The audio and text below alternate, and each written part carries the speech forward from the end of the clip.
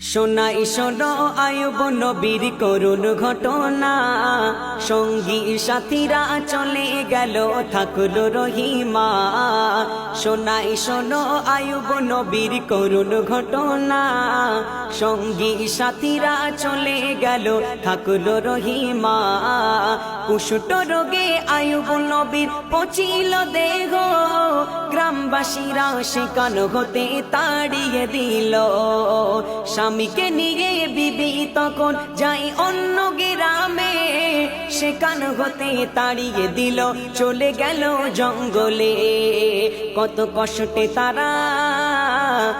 কষ্টে তারা দিন কাটালো দুজন নিরালাই, তবুও তারা খোদারে হুকুম কবু ছাড়ে নাই।